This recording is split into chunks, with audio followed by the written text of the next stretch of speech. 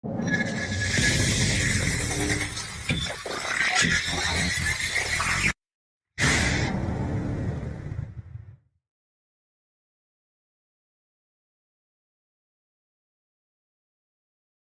is up, everybody? You know, I always start this show off by showing love to those companies that help make this possible. Guys, I want to talk about my friends over at Company Cam. I've talked about how I have used them in every business that I've ran. I think it is invaluable, but I really want to concentrate on AI. AI is the future. We've had several guests talking about it. But guys, Company Cam is incorporating AI. I want to go over a few of them. You can go to their website, companycam.com, and check it out. But AI now is making it so easy for the technicians when they're in the field. You can create and complete checklists with just your voice. You don't got to hit any buttons. All it's just while talking. Break down language barriers with instant translations of your project communication. You're talking to someone who speaks Spanish, Chinese, Japanese, whatever it may be. You can communicate what you're doing in that project right inside of Company Cam. Hey, this is huge. Get brought up to speed in seconds with instant recaps of your project and progress. Say it, snap it, instantly generate a shareable report. Add context to photos without a click to show and tell the full story, and then track what got done and what's next without extra work. Guys, Company Cam is an amazing tool to any of the CRMs that are out there. I don't care which one you're using. There's a API for this to be able to link into it. This has been absolutely amazing. I don't care if it's your sales team communicating to your install team, whatever it may be. And now with AI, you can just be talking the project out loud. Hey, this pipe's got to go over here. This has got to go over there. We need to run the return right here, yada, yada, yada. And this is going to build the report for you that you can copy and paste wherever you have to put it, or it's automatically going to go over into Service Titan, House Call Pro, whatever it may be. Guys, Company Cam is extremely, extremely powerful. Anybody out there running a business, any kind of home service business, I highly suggest you go check it out. If you go to www.companycam.com/HVAC Uncensored, they are going to give you a free 14-day trial. 14 days, try it out. No commitment, no nothing. If you like it, they're going to give you 50% off of your first 2 months just for being a part of HVAC Uncensored Nation. So go check that out. All right. Next, last but not least, is my friends over at Yellow Jacket. Guys, I always tell you, I will never, ever tell you where to spend your money or what to buy. I will never do that. But if you're going to buy some new tools before summer comes, you're trying to upgrade some things, all I ask is check out my friends over at Yellow Jacket. The Titan Digital Manifold, all the technicians at my company, I have been getting these for because of the remote viewing. And I don't know if people understand how powerful it is. Somebody like me who is providing technical support to my technicians, this is invaluable. I understand they didn't invent it. Other people have been doing it, but it's a charge. This is absolutely free. When they call me and say, me, the service manager, my install manager, hey, Gil, I'm having trouble. This is what's happening. No more asking what's your pressures, what's your temperatures, all these questions that normally people give you wrong answers for some reason. It's like they don't want to give you the truth. Now I can see exactly what they're looking at through the YJ View app. I can see all of it. Anything they have connected, whether it's the gauges, the wireless devices, I can see all of that in real time and give them valuable feedback to make them be more efficient on this call, get the customer the right answer, the right diagnosis. We can present options, and be able to get this call done faster. It has been a huge, I am loving every minute of it. A lot of people don't even know this. If you're out there and you have Yellow Jacket products, that remote viewing, logging, whatever you want to call it, is absolutely free. It costs nothing. Hey, will they charge for it at some point? Who knows? Maybe. But for right now and for the foreseeable future, it is absolutely free. Go check it out. All right. Remember, 75 plus years built into every tool. On to the show. Let's do the pledge. An amazing show for you guys tonight.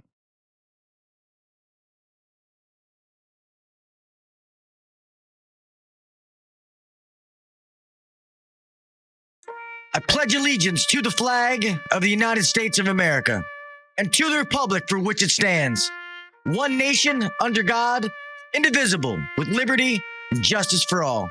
God bless the United States. And thank you to all those men and women who defended.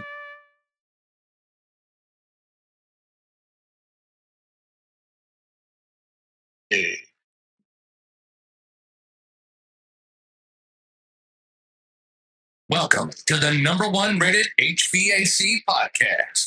If you're looking to grow in the HVAC industry, then you're in the right spot. Blue collar people talking about blue collar shit. Let's get better together. So turn up the volume, buckle your seatbelt, and let's welcome your host, Gil Cavey Jr.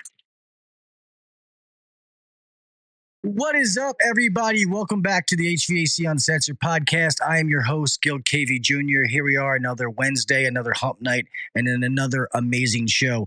Guys, sorry about last week. I think I got food poisoning. It was a good day. Everything was good until I was on the way home, and it was rough. I talked to Rookie. I talked to Scott. Yeah, it was rough. Thank God there was no guest last week. But yeah, that's why I wasn't there. Almost thought tonight was going to be a little dodgy because I have a sick little one in my bed, but she's on the up and up, so we're all good. Hope everybody's doing good. I'm sorry. Let me give the shout outs here for a second so we can get this started. But I know Mr. Freon was in here in the beginning. What is up? What is up? Mr. Scott. I see some people coming in as the link goes. Mr. Chris Bird, first time here. Thank you so much, man. I appreciate you coming to check the show out. I know I wasn't here last week. People will start to come in as the show goes, but if I miss you and I don't call you out, I know we'll say something. Remember to if you have any questions, put them in all caps so that I can see them when we're going, or one of my moderators will get the questions to me. But guys, I have a great show tonight. This is I'm fortunate because of this podcast that I get to meet a lot of people in this industry. Some I agree with, some I don't. That's the God's honest truth, but it's always good debate and good topics. This is somebody that's been on the show before that I highly, highly respect. He has an amazing, he's just respected around the industry for what he's been doing for so long with helping technicians be consistent and be successful in the industry.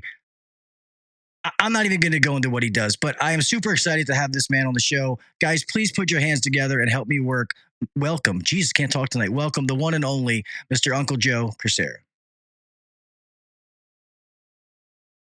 Thank you, Gil, for inviting me on here. I really appreciate it's a great introduction. I appreciate that. And definitely, it's an honor to be here. Definitely, every time I come here, I always get increase my self-esteem as a result. That's always great. Thank you, Gil. Yeah, of course. Oh, I was getting tongue-tied there for a second. But yeah, no, I'm truly glad that you came on. Like I said, I love what you've been given to the industry so long. Your backstory and all that kind of stuff, and just how you go about it is awesome. We talked a little bit off air, but I know there's all kind of people with their side stuff, and you just always been stand up and just doing things by the book, teaching people the right way. I mean, you've been doing this, it's like 30 plus years now, isn't it?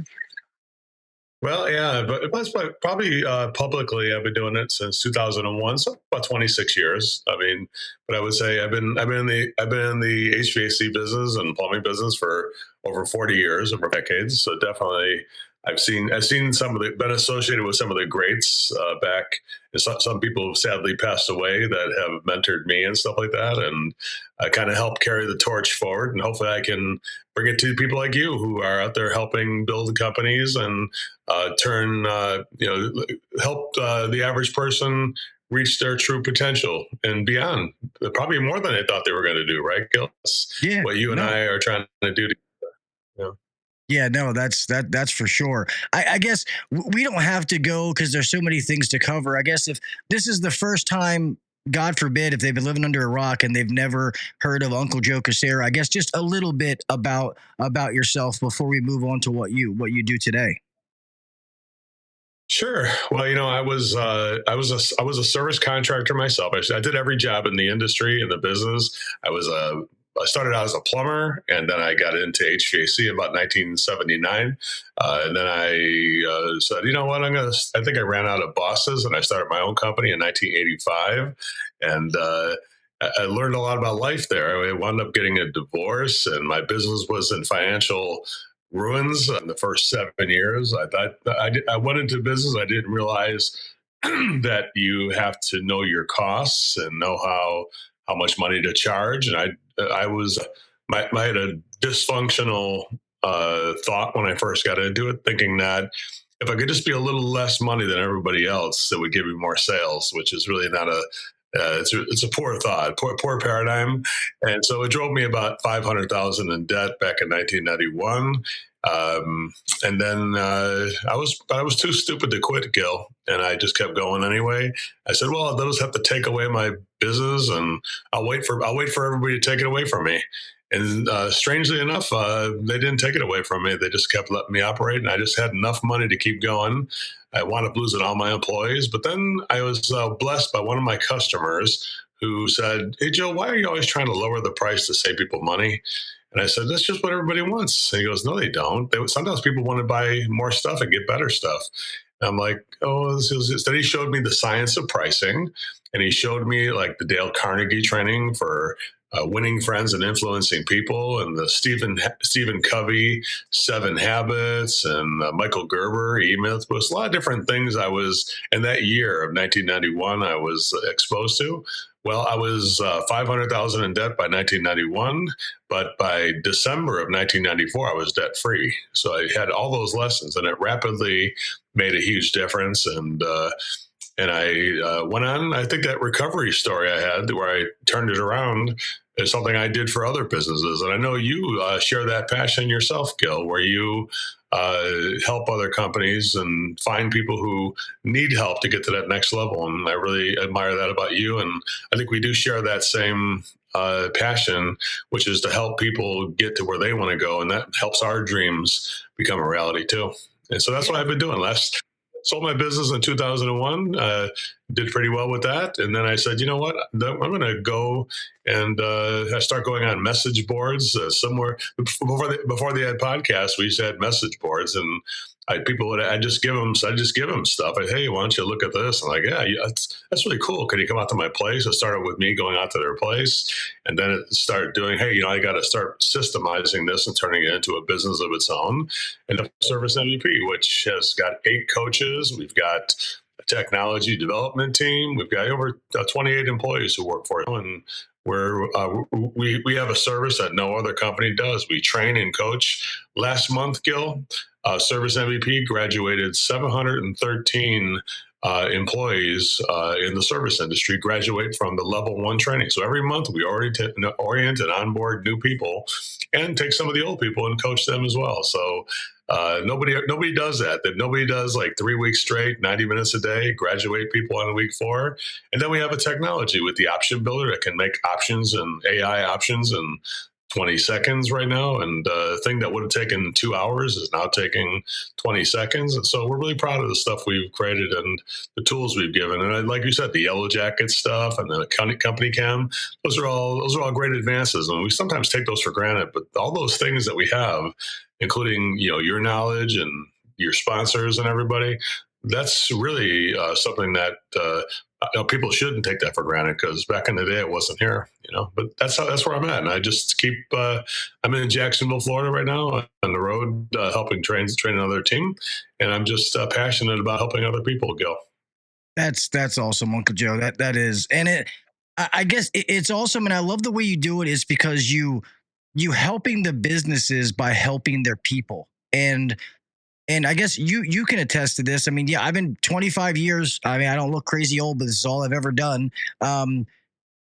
Yes, some of the technology has changed. Yes, now there's AI, there's more software and stuff like that, but there's no reinventing the wheel. We still go out to customers' homes. We still have to present them options to fix their system and take care of the customer. The customer experience is key. That's how we keep customers. That's how we can charge a premium. I mean, obviously you have to, if you're going to charge a premium, you need to give them a premium service, but nothing has changed over that time. Maybe the costs have changed because cost of living has went up. I guess when you talk to all these people, what are some of the biggest gripes that people say? I guess, what are their biggest fears when they first come to you? Oh, I can't do this because of X, their biggest objection. I think, I think there's 4 stages of learning, Gil, of anything, whether you're doing refrigeration or, learning how to communicate with people. And, remember, people are more important than the HVAC equipment, because without people, there wouldn't be a need for the equipment. Does that make sense? Like, we keep forgetting that it is a high technology business, and manufacturers and tools and all that stuff. But without the people we're working with, both from my end to the contractor and with the contractor and their client in the home, that relationship with people is so I think that's what is tough. You're asking somebody who doesn't know somebody to create a friendship with somebody every call, and genuinely care about somebody, and that's something that is one of the hardest things I teach, is how to change somebody to see the benefit of creating a relationship. Because Gil, what I've learned in the years, there's a lot of things that have changed, but one thing that's the same is that all the success we're going to get is through the relationship and the support and respect and the care we get from other people. We have to, HVAC or any business is something that everybody has to do together as a team, both with the client, the manufacturers, the tool suppliers, the employees, the clients. Everybody's working together to make this thing special. And it's all about all those people. The people are the most important part of the equation. And so I think that's one thing that hasn't changed, which is that even as much as we have AI and all that stuff, my only thing would be that AI would aspire to help us communicate and make it easier for the average person to imagine communicating better. And I think that's what I do think is changing, is that there's definitely, you can, like, if I have a problem with a person, it's like I get angry. I'm like, well, what do I say to this person? And of course, ChatGPT or Claude tells me a much better way than I was going to do. Does that make sense?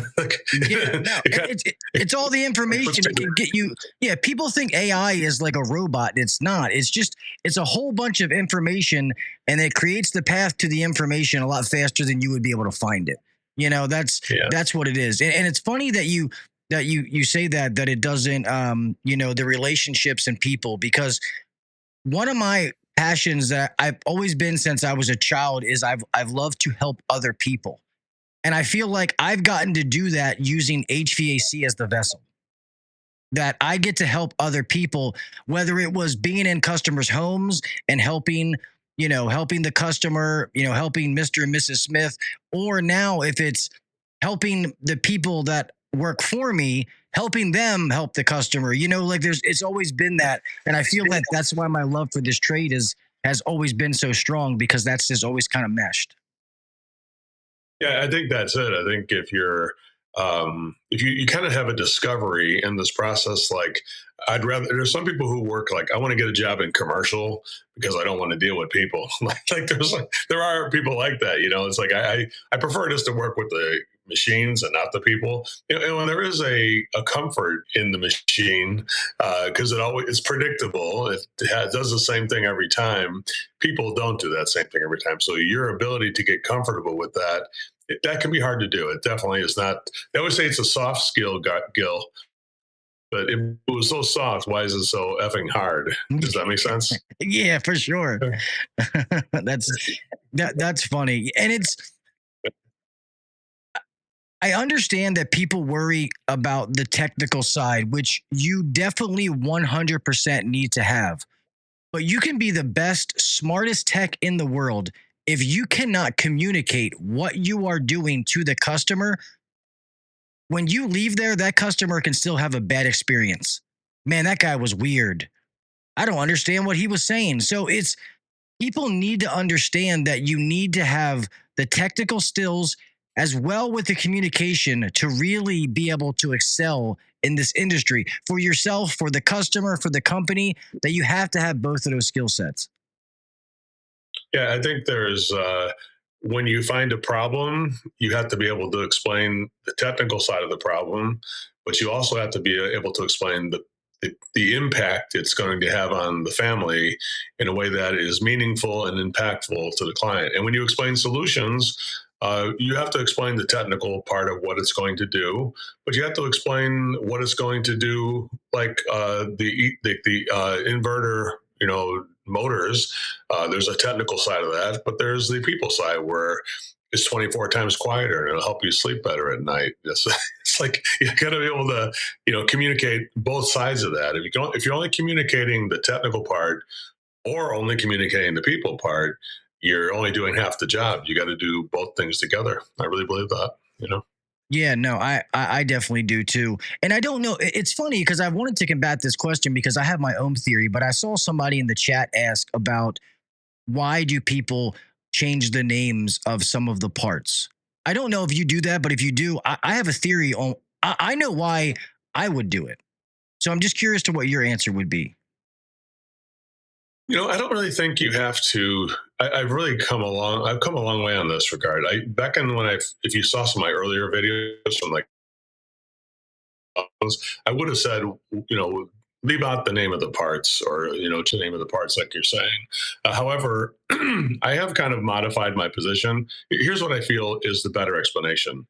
You can go ahead and mention the part if you want to, but don't stop with the part. Like if you want to say you have electrical fault in your capacitor on the hermetic and, fan capacitor in your outdoor condensing unit, that's a technical thing. We can say that, but you got to continue to say the capacitor is it's part of a system that corrects the voltage so that it keeps the motor and the compressor running cool and efficient. And right now, that's what's causing the motor to overheat, and that's causing the compressor to not start. So without that component, your family will not be. And here's the third part. So the first part is go ahead and say the name. The second part is what does that damn thing do? Third part is that's going to make your family cool this weekend when your mom's coming over after her heart surgery. So that's the third element. So there's the first thing. If you want to say the part, go ahead and say the part. You want to say, don't forget to say what it does, because that shows that you know what you're doing. And then the third thing is, what does it do for the people you're working for? So the three elements, I believe that's I think I found perfection in that regard now, which is that you shouldn't, it could confuse people if you just replace the name. But I think saying the part is not going to hurt anything. I found that actually this is better because now you're not hiding things. You're just trying to communicate more clearly what every single part does. Like this fan motor and the indoor air handler is got electrical fault. There's power going to it, and it's not operating. It's overheating. So right now, the fan motor is not allowing air to move throughout your house. That's why the air is not coming out of the vents. But and that's why when you're trying to get sleep tonight or last night, you couldn't sleep, and that's why it was on. And the kids didn't want to go to school today, so that was the impact on it. Makes sense. So you got to do all three areas of that. Does that make sense, Gil? That's what I come to, and I think I found perfection in that regard, where it's not what I used to be. I kind of modified myself to that degree. I've grown. Yeah. Hey, there you go. No, and I agree. I don't change it, but I do understand. And if you maybe in the field you don't always see it, but when you get phone calls from customers, especially the power of the internet and the Googlers and what do you mean you're charging me this for a capacitor? So I understand when people call it a battery, and maybe some people have ill intentions, but not everybody does. So I understand why it's there. They're just trying to get over that hurdle. As long as they're offering the part for the correct reason, they're doing it, and they're in integrity, I don't necessarily have a problem with it. I actually agree with you 100%. I think as long as you provide a value. You know what I mean? If you provide a value, let them know why they need it. You make that connection with the customer. They're not going to say anything about what I charge to do stuff. There's other ways to get over that hurdle, but I do understand why people do when they say, "Oh, your battery is bad," when really it's the compressor. Because when you get the Googlers and they search battery, it's not going to come up. We do live in that day and age, and it can be a pain in the butt sometimes. But I feel like if your team is consistent with people like Uncle Joe, who can train your team, that all of them are consistent. They're consistently doing the same process with every single customer. They're all doing the same process, not Steve saying one thing and Johnny saying another thing. When they both go to the same customer at two different times of the year, that's the stuff that gets confusing. So I feel like you don't have to. Gil, there's another point there too. It's a very good point you made there, and a really good point. But here's the one thing I would also say that if you're doing verbal packaging to hide the name of the part so nobody can look it up, I don't think you're doing a very good job of explaining the full level of all the service you provide. You're putting all your energy to hiding the part. So I don't really think that's a good energy. I think you'd be better off to say, let me expand more on the level. That's why I say the second part of it, which is this is the service that the part provides for the system, which kind of makes you forget about the name of the part. Like, if I tell you, that circuit board is going to distribute voltage to the inducer motor, the burners, and the gas valve and everything like that. And that's the centerpiece of your system. And that's the part that distributes voltage and converts the voltage. So that part is now electrical fault. There's power going to it, and it's not sending voltage to the, to explain it more clearly, like to a 5-year-old, I would say, right? And then it's like, and that's why, you're not going to be able to enjoy the hockey game tonight when you're freezing in that living room. It's like, if we don't get that thing fixed. Now, if we do fix it, that's what we're going to do, the whole ignition system. I did that. You can mention all this stuff there. But I would say, if you're putting all your eggs in the basket of hiding the name of the part, I think you're going the wrong direction. I think you should be talking more about how to expand what the actual service you're providing in this process. And if you focus on that more, shift the focus away from the part and onto the service, I think your job well done. I feel that's better. I agree. And for me, it's when a customer says, oh, those capacitors are $15. And it's like, yes, there are some that are very cheap. As far as the standard ones that I offer, I try to get the best ones that I possibly can that are made in the USA, which I do. I have another option for that that's a little bit better that is made in the United States, which would be the turbo. I try to give the customer options on everything. I don't want to overload them. I have to be able to explain it to them, make them understand. I need them to know what their problem was, what I found, how I'm going to make their problem right. And then how it's going to affect them, like pretty much what you just said. And I think a lot of technicians get overwhelmed, especially when there's multiple issues. Like the easiest one is as a PM, they'll find 4 or 5 different things, and it's, oh well, Mrs. Jones can't afford that. I don't want to. You know what I mean? That's why you do a maintenance. That's why people don't renew their maintenance contracts, because everybody thinks you're supposed to go out there and say, everything looks good, see you next year. No, go out there and tell them everything that you found that is not the way the manufacturer wants it to be. And yeah, maybe the system's running.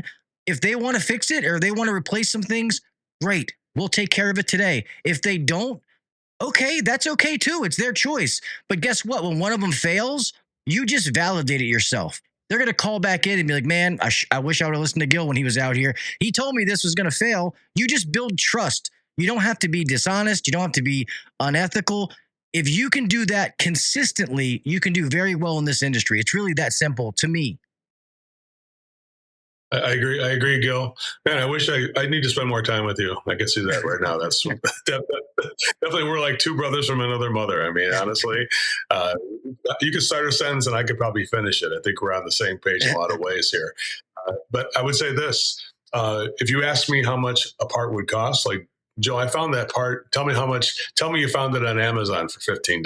Go ahead and tell me that, Gil. Go ahead and tell me that. Hey, Mr. Joe, I found that part on Amazon and it's only $15. Well, Gil, can I tell you how much it costs when you buy it from us at Acme Services? Can I tell you how much it costs for the capacitor? Sure. Yeah, it's free. We don't charge for the capacitor. That comes with the service we provide. It doesn't. We don't charge for parts. The parts come with every service. We don't sell parts without service. So if you want to buy the part, go to Amazon or I can drive you down to Home Depot or something to get a part. But if you're looking to get the service done, let's not forget, the only thing we sell at our company is service. So you want to stop the call and go to Home Depot, or you want to get the job done? What should we do? That's where what should we do comes into place, like, right? But honestly, the truth is, we don't resell parts. The parts are part of a package that includes the task, the service, the drive time, the time it takes to talk to a customer and connect, the time it takes to diagnose the airflow. Because I would say airflow before charging, ABC.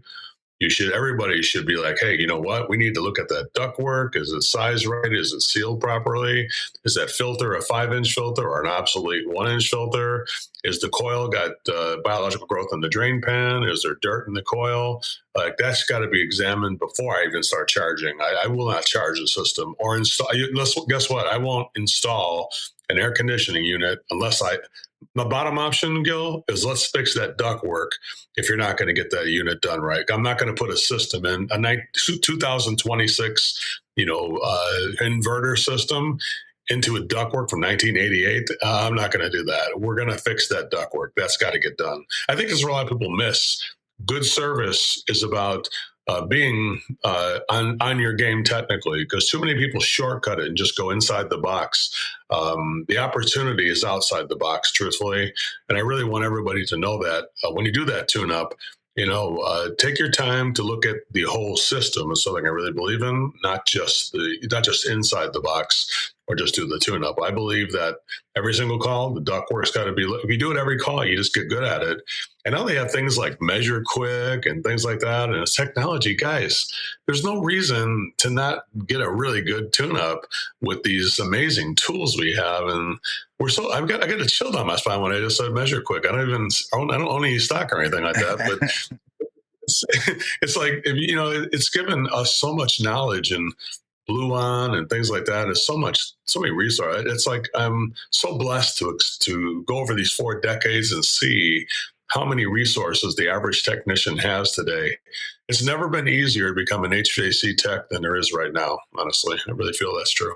Yeah, no, I agree. And I teach the same thing, especially up here in the Northeast, is a lot of these houses where their ductwork was designed for a heat load. And then people just slapped a coil on top of the furnace, and now we have AC. There's been plenty of jobs where the people wanted, a high-end inverter, but it was like, hey, I'm not going to put it in here unless we make some other, modifications. And if they don't do it, then I'd rather not do the job, just because I know that there's going to be a problem. And people I always say this story, but I feel like it's so true, is the technicians. I ran 15 calls yesterday. If you ran 15 calls yesterday in one day, that's 15 people that you didn't properly take care of. And that's the God's honest truth. I will always believe in quality over quantity. I'd rather a tech run 2, 3, 4 calls in a day max and really, really have the time to take care of those people than to have them just out there changing capacitors. Because if you change a capacitor and leave and you look at nothing else, I'm sorry, that's not a good job, in my opinion. No, I don't think it is either. I think I tell a story in my book, what's in there, called The Story of the Flat Tire. And it's very appropriate. I would say, hey, what's your flat tire? Because I worked at I went to this tire shop, called me, and they said, all the guys are just quoting patches. They're not selling tires anymore. I said, well, let me go look and see what's going on. So every customer came in and said, yeah, I just want to get the tire fixed. I got to get to work. I didn't know. And so the tire providers just kept patching the tire. And then I said, hey, why don't we just show them what it costs for all the tires, even though they're still working. One of them is flat. It does have 150,000 miles. They're bald. So you're going to wait for every tire to go flat? Or do you want to change the tires one at a time? Or you want to say, hey, we could change all those tires right now and do the oil change and everything. We could just do the tires. We could just do one tire. We could just fix the tire at the bottom. So if you give all the options, Gil, I think that's really what it is. It's a more permanent job at the top, a long-term, a temporary at the bottom. I think that's really what I think that's just a metaphor for the way things should work. And I think if you're going to do all that, it's going to take more than you can't do 15 calls in a day if you're going to do all that. That's going to look at the whole system, make the options. And every time I hear the happy loser contractor say, "I don't got time for that stuff," that means you're definitely focused on callbacks and making more callbacks for your team. When it does get busy and it gets hot, you'll be flooded with callbacks now for all the calls that you didn't fix the right way during the springtime when you had a chance to fix it on these maintenance calls, for sure. Make sense? Yeah. I agree 100%. I see somebody in here, and not to call you out, I just see it like super diesel, and just not to pick you out, I'm just going off of your question when he says it's all about the sale or the selling tech rule. Guys, I came up as a technician, and now I'm fortunate enough to own and run businesses, so I've been able to see both sides of it. I remember being a technician where I thought keeping the ticket as cheap as possible is what the customer wanted. And yes, I know a lot of you guys are not residential techs. This is the residential industry. That is not true. And so many guys, I interview guys all the time because of their knowledge and what they've done in the past. I've been doing this 20 years and I want to make $40 an hour. Okay. But then they want to go out and change a capacitor. Yes, they get the system running, but they don't look at anything else. Well, guess what, guys? You don't make enough money to pay your own salary. That's the problem. This is a business, whether you like it or not. Trying to find the way to do it in the middle. And that is why we say options to every customer. If you're that really good tech, you have the knowledge, look at the whole system. Take the blinders off. Don't find the one problem and leave. Look at everything. Bring it up to the customer. If they decide to only go with the capacitor, hey, so what? But maybe they may decide, hey, you know what? I do want to fix this. I do want to do that. I thought about adding this. Maybe your ticket does get a little bit higher. Don't be those people that, I'm not going to be a selling tech. I'm not doing this. Every call you go on as a sale, don't mind F yourself like that. And I mean that in the nicest way.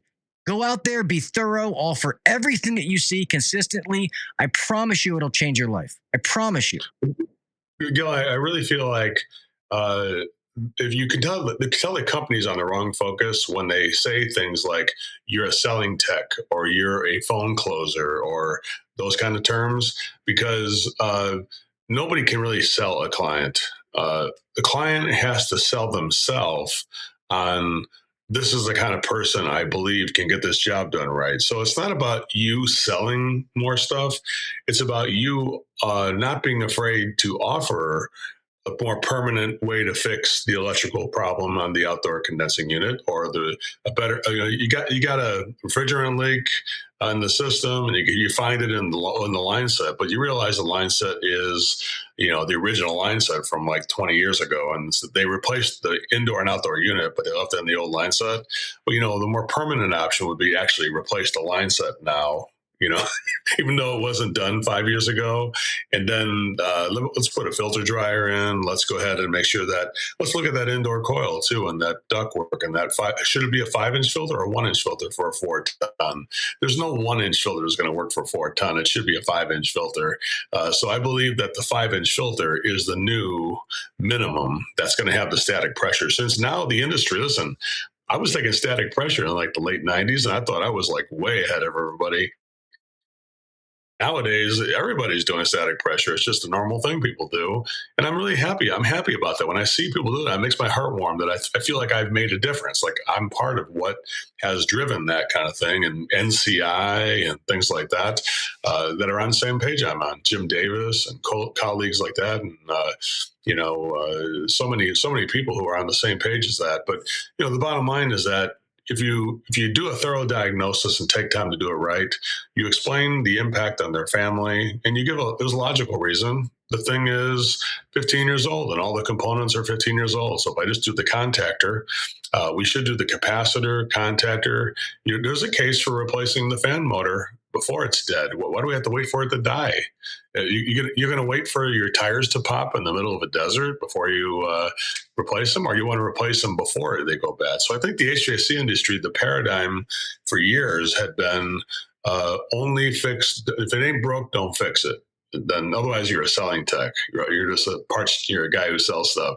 Honestly, it's like, I don't give a crap what people buy. I'm just saying, here's the better way. Motor. If you did a motor, how many fan blades did you sell? It didn't sell. You offer. How many did you offer? Motor, fan blade, clean the coil, contactor, capacitors. If you got a bad fan motor, all that stuff should be the premium option every time. The bottom option is the motor, and you use your ultimate puller or whatever. You know what I'm saying? But why are you making a decision for the customer? Just tell people, here's the best way to renew and update the unit. Here's the mid-range, the professional way, the motor and the blade. And then the bottom option, just the motor by itself. Make sense? So why are we deciding for customers what they should do? Why don't we just say, like when I went to that tire shop, listen, Gil, that tire shop was averaging $264 per every customer who came in when I first got there. After 30 days, after I said, hey guys, why don't we offer all the tires? For like the top option was tires, brakes, shocks, and oil changes and warranty, and all the way down to just the fixing and patching. The average sale went from $264 to $2,619. It wasn't because they were better salespeople. They were just better at offering the full range of solutions, and the client just automatically bought it without having to sell it. So I believe the selling tech label is an inappropriate and a really poor label. I wouldn't even, if I had a company, I would say, if I worked at a company, I would say, hey, let's change that to system engineer or something like that. Or if you want to verbally package that name, you can call them just something like that if you want to. But, I don't really believe that the selling tech, you're kind of off on the right. Your culture is going to turn into the wrong thing, I think, by even having that name. I agree 100%. We just have techs that work for me. Maybe some are better at other things technically, and then that's our job, or the dispatchers know of what guys, this guy can do oil, or this guy's good at geothermal or something along those lines, but they're all technicians. There's no such thing as a selling tech as far as I'm concerned. And I think a lot of that is, there are some big boys that did it, but I think that's also been created by this image that some people create. And I believe that it's about offering options, something as simple. It's also the world we live in. It's knowing your customer, giving them all the options. Like, for example, if you go on your phone and you order Uber Eats, like say you're man, I'm hungry. I don't feel like going out. It's been a long day working.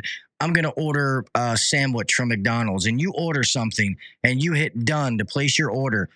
Right before it takes you to pay, it says, hey, would you like a apple pie, a milkshake, a cookie? It's the world we live in. And you're like, oh, well, I wasn't thinking about a milkshake, but that sounds good. It's the mentality. People like options. You don't go to a restaurant that sells one thing. You know what I mean? I don't understand the thinking where people just think that, by offering customers things is a bad. I don't understand how people think that's a bad thing. It baffles me. Yeah, we always order our groceries on Instacart.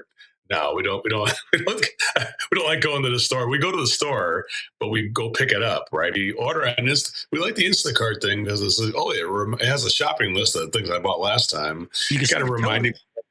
So is it upselling me, or is it just reminding what I normally do? Does that make sense? Yeah. I wouldn't call it upselling.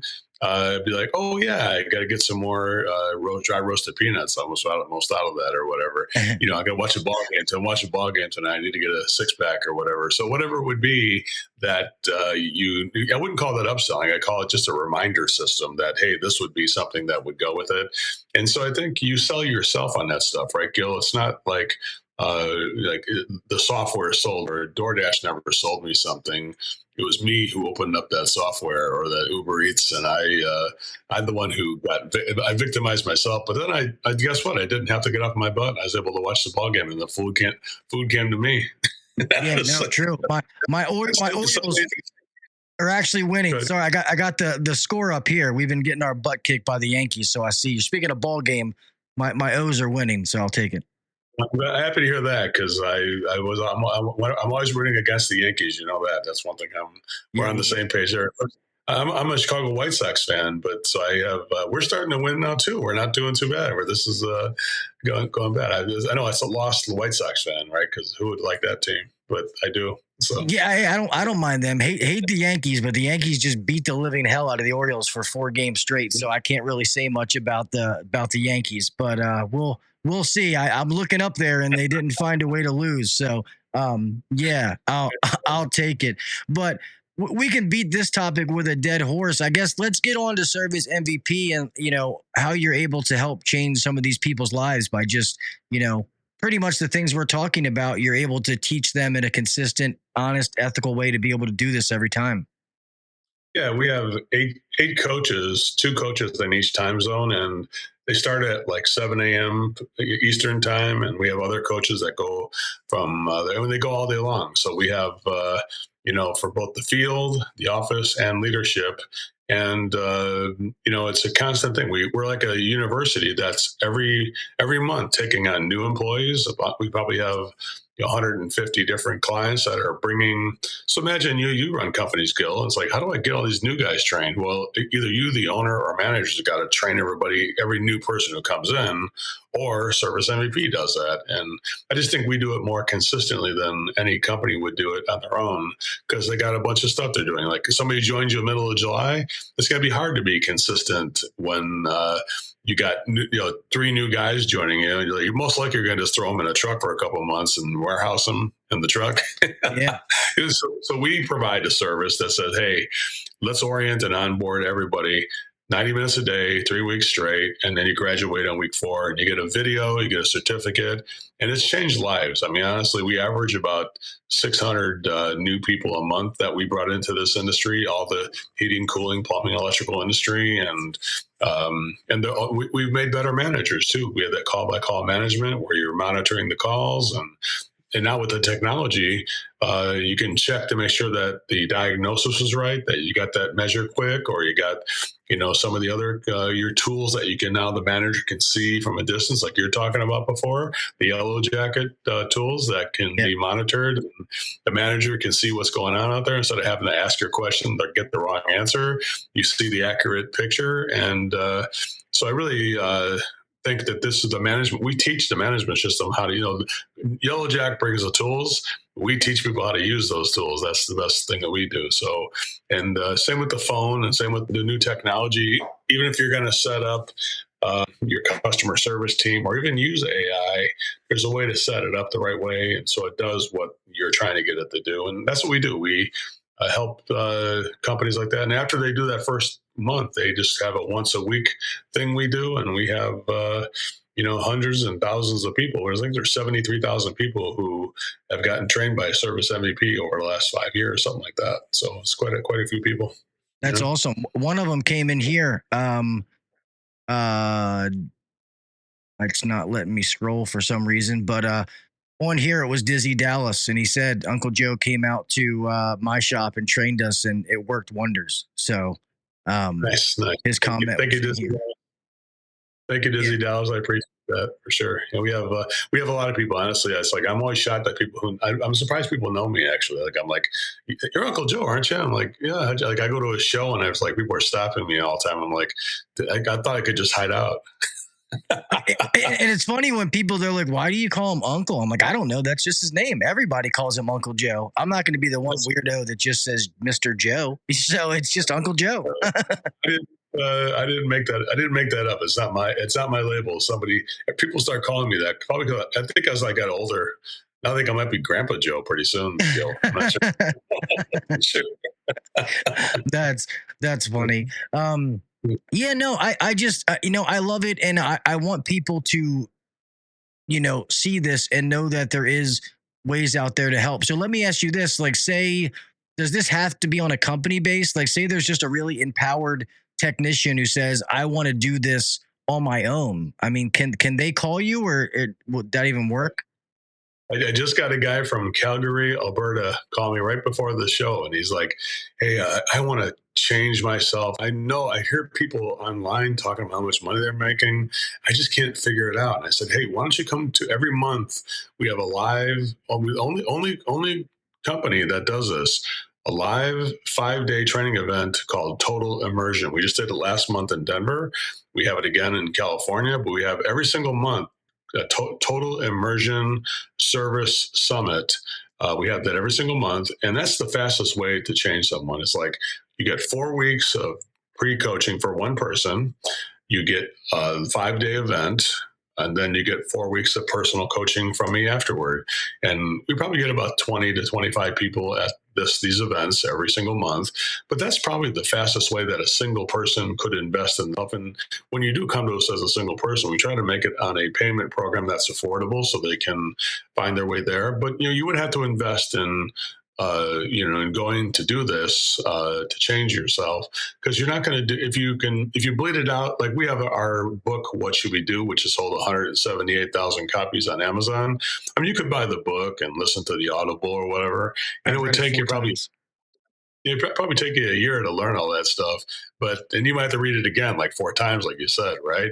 Where the total immersion is like a condensed, like I'm not just going to teach it. We're gonna do it in that training class. And again, with the technology, Gil, with the option builder and things like that, never has there been an easier time for me to teach people how to make options. I mean, it would take me like 2 days to do that before. Now I'm able to just spend more time with the guys and less time trying to teach how to make options. So I'm really, again, all the technology has blessed me to spend more time with people. And I think that's really my lesson on technology, is that technology enables us to have a gateway to spend time where we really should, which is with other people and not with our phones and things like that. Does that make sense? Yeah, no, for sure. I'm curious to get your opinion, because I've actually done it both ways. Both ways work.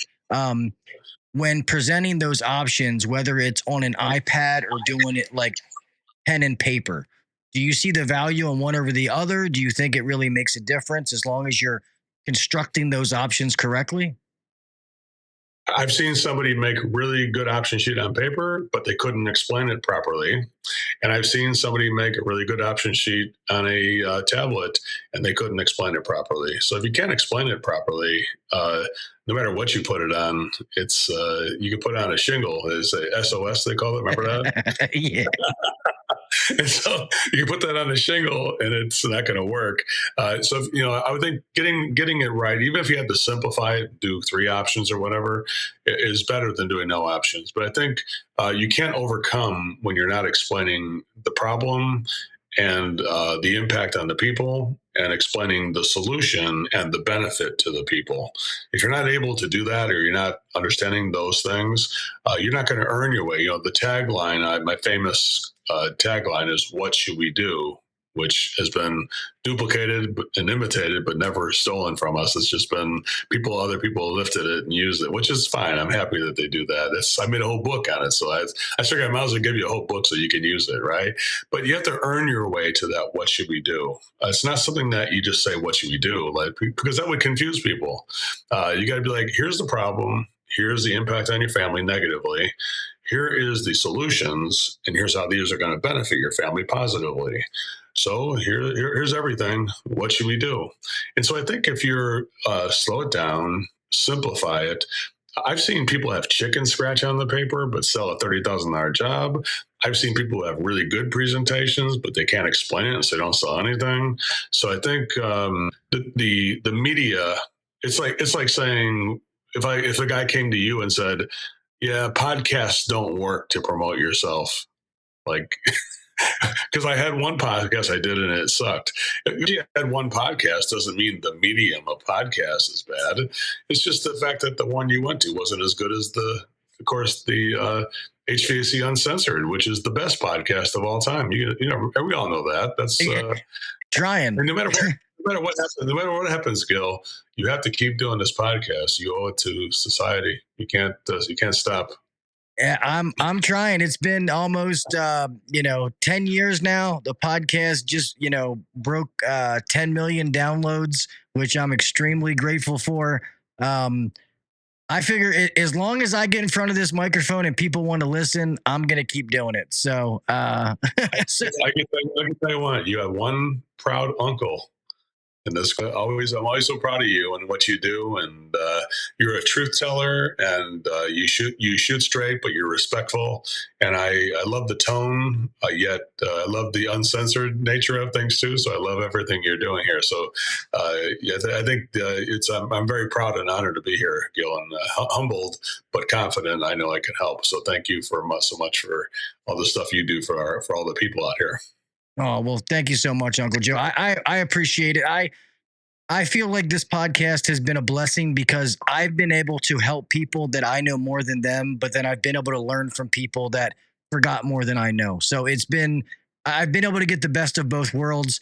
And it's truly been a blessing. And we're getting to that time limit. So I want to thank you so much for coming on and for what you do to the industry out there, helping people.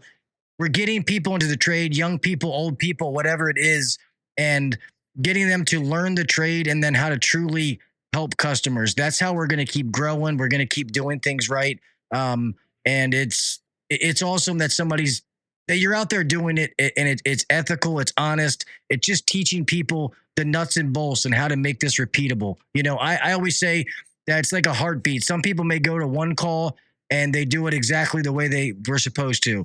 Then they get lazy in the second call. Oh, I'm going to add my little twist to it. And then everything goes haywire. And part of it is about being consistent. And I think that's where, anybody that goes and does your training, if they do exactly what you taught them consistently, it's going to work. They're going to see the results. Well, thank you, Gil, for your support and your respect. I definitely appreciate that. And if anybody wants to come and see me or just talk, you can always just go to ServiceMVP, and we have a little chat bot in the corner. You can just ask it to me or one of our team members. We'd be happy to give you enlighten the path. I always say there's two paths, Gil. There's a path where we can enlighten it and make it easy for you. Dark path where you try and figure it on your own. I think doing it together is much easier, and it's way more economical too, because you're not having to make the mistakes on the dark path. You're able to be on the illuminated path, I'd say. Thank you, Gil, for so much for all the service you provide. I really appreciate you. Oh, yeah, you as well, Uncle Joe. And I'll make sure I keep a link so anybody can find you. But thank you so much for your time, and I hope to have you on again sometime. Again, for sure. No doubt about it. Thank you. Thank you, Uncle Joe. Everybody, if you want to check out Uncle Joe, there's going to be a link in the description to be able to check him out, but you can go to ServiceMVP.com. And guys, some of you in here, man, I really do feel sorry for you, especially some of the ones in the chat, like most of my friends, they joke and they do stuff like that. But guys, you have to be very good technically, and you have to be able to offer this stuff to customers, and you have to be able to give them options. If you don't, you are truly doing them a disservice. I promise you that. I did it for years. I know what works. I've been able to build several successful companies in an honest way and impact some young men and young women's lives, and they're out there doing things honestly. So I hope that you guys can get off that negativity and mind F yourself. Don't be out there lying to anybody. Just offer options, be honest with everything you see, be able to explain it. And it really is that simple. All right. And also do it on a consistent basis. So hope you guys learned something from this podcast. You should. Uncle Joe is an extreme value to this industry with what he provides. He's one of the stand-up trainers in the industry that does it right. You don't see him on here caught up in the BS and the drama and stuff like that. That's never him. He's just about the facts, giving the answers, helping people. And that's one of the things that I highly, highly admire and respect about him. So I've always told anybody, if there's one person that I had to recommend for this, that's who it would be. All right. With that being said, man, I'm going to start to close this out. I appreciate all of you that listen to this. Everybody that's here on the live show. Thank you guys. I appreciate each and every one of you. Please make sure you go ahead and follow the podcast, share it with other people so we can get this out to as many people as possible. Yeah. And with that being said, let's get on with this, closing this thing out. Guys, please remember to keep your head on a swivel. I want each and every one of you to make it home the same way that you left, all right? We all got somebody that cares about us. I don't care if it's driving. The roads are crazy. Make sure the breaker's turned off. Putting the ladder up. Whatever it is, please, please be careful. Do the little things. Set yourself apart from the next guy or girl. All right? Like things like this. Keep being the best version of yourself. Keep trying to be better. There's no such thing as staying the same. You're either falling behind or you're moving forward. Read a book, take an online class, take a course, listen to a podcast, watch a video, whatever it is, keep trying to excel, keep trying to make yourself better. And last but not least, give a shit about other people, all right? Just spread positivity, and it's funny how that makes things better. Care about your people you work with. I always say this, if you work with someone and you notice that person for 10 years has always been on time and now all of a sudden they're a little bit late, go ask them, hey man, is everything okay? You never know that conversation could be the one that changes somebody's life, all right? Don't sweat the small stuff, spread positivity. With that being said, man, I love you guys. And until next week, I'll talk with you mofos later. See ya. Thanks for listening to the HVAC Uncensored Podcast. Don't forget to check us out on Facebook and Instagram, or email us anytime at hvacuncensored@gmail.com. Now, get back to work. Shut this down. The views and opinions shared on the HVAC Uncensored Podcast may not necessarily be the views and opinions of our sponsors or guests. See ya.